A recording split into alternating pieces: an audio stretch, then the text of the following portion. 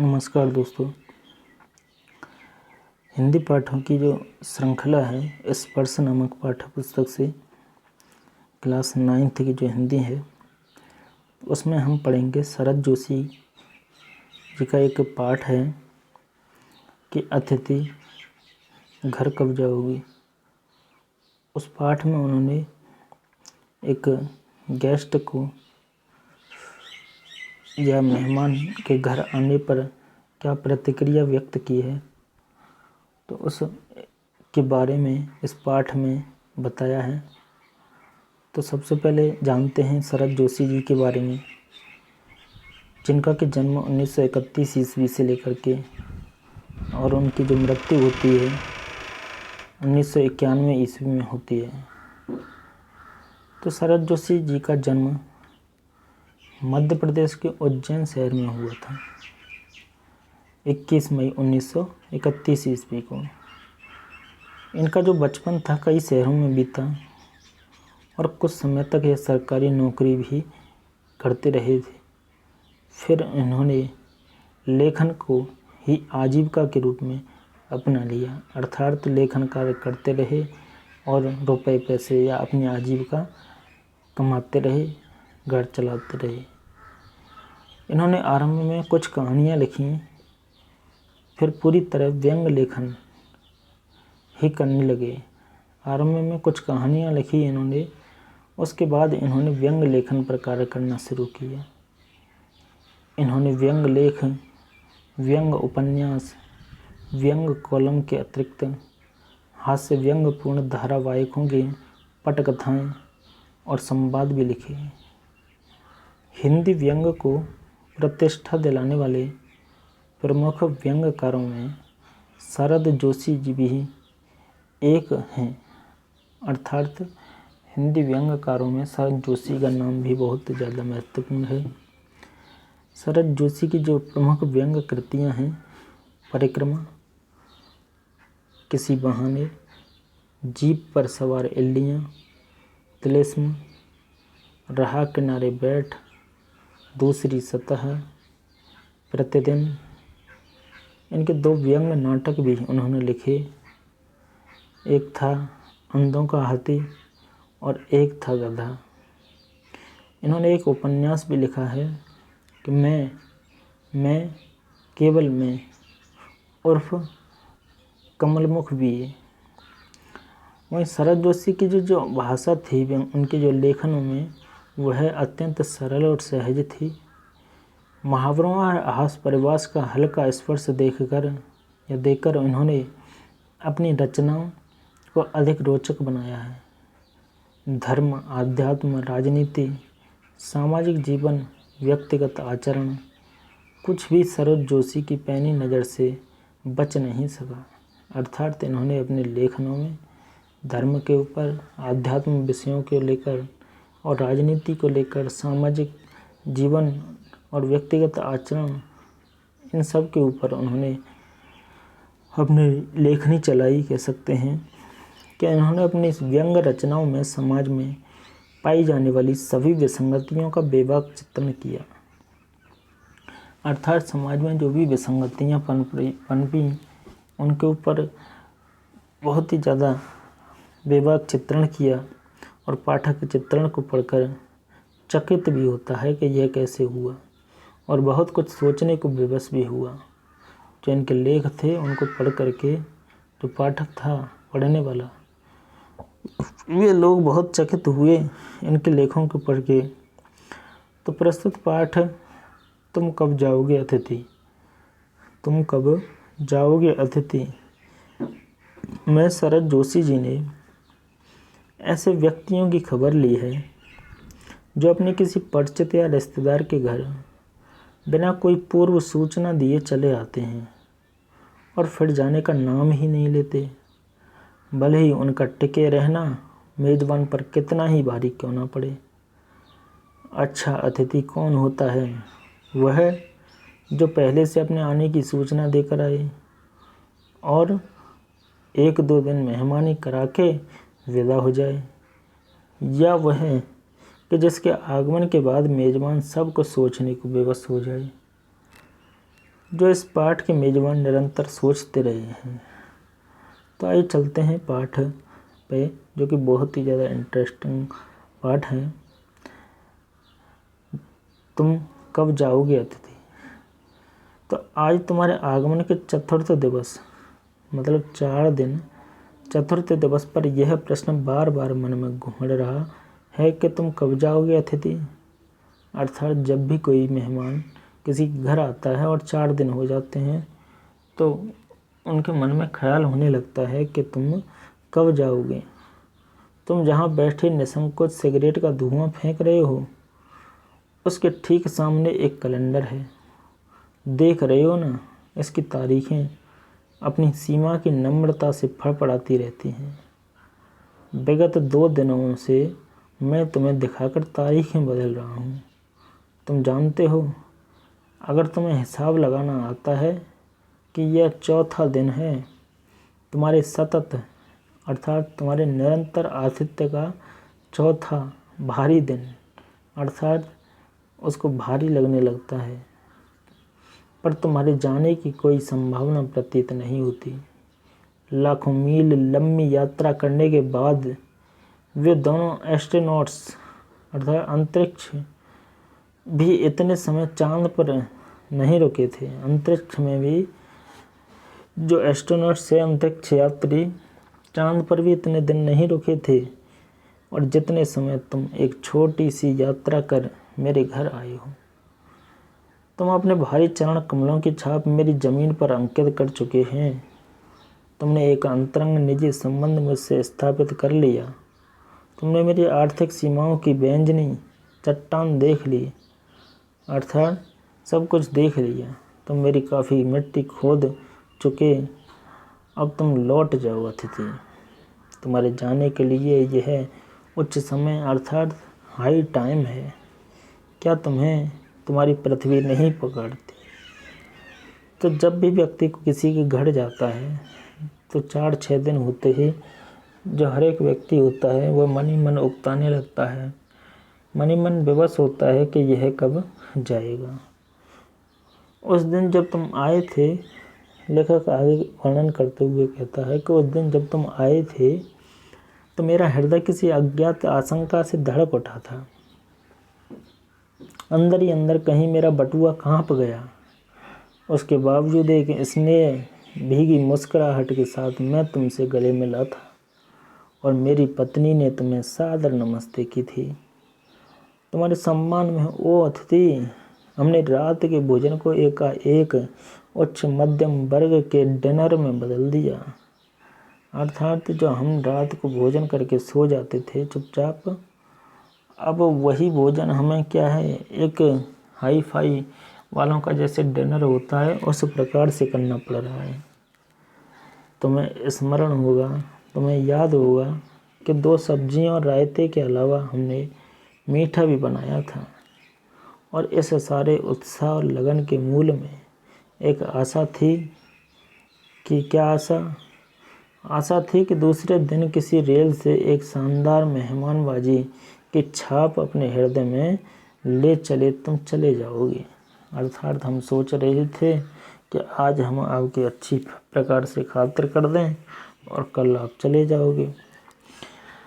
अब तुमसे रुकने के लिए आग्रह करेंगे मगर तुम नहीं मानोगे और एक अच्छे अतिथि की तरह चले जाओ, पर ऐसा हुआ ही नहीं। दूसरे दिन भी तुम अपनी अतिथि सुलभ मुस्कान लिए घर में ही बने रहे। हमने अपनी पीड़ा जो थी पी ली और प्रसन्न बने रहे। स्वागत सत्कार के जिस बिंदु पर हम तुम्हें ले जा चुके थे, वहाँ से नीचे उतर हमने फिर दोपहर के भोजन को लंच की गर्मा प्रदान की और रात्रि को तुम्हें सिनेमा दिखाया। हमारे सत्कार का यही आखिरी छोर है, जैसे से आगे हम किसी के लिए नहीं बढ़े। इसके तुरंत बाद भावभीनी विदाई का वह भीगा हुआ क्षण आ जाना चाहिए था। अर्थात हमने तुम्हें सिनेमा दिखाया, अच्छी प्रकार से खातिर की दूसरे दिन भी, और हम समझ रहे थे कि तुम्हें चला जाना चाहिए था। और जब तुम विदा होते और हम तुम्हें स्टेशन तक छोड़ने आते पर तुमने ऐसा नहीं किया। और तीसरा दिन सुबह तुमने मुझसे कहा कि मैं धोबी को कपड़े देना चाहता हूँ, तो यह आघात अर्थात यह चोट अप्रत्याशित था। उनको बहुत बड़ा जैसे आघात लगा हो कि यह अभी जाने वाला नहीं, और इसकी चोट मार्मिक थी। तुम्हारा सामीप्य की बेला एक यों रबर की तरह खिंच जाएगी, इसका मुझे अनुमान न था। पहली बार मुझे लगा कि अतिथि सदैव देवता नहीं होता, वह मानव और थोड़े अंशों में राक्षस भी हो सकता है। अर्थात राक्षस भी हो सकता है।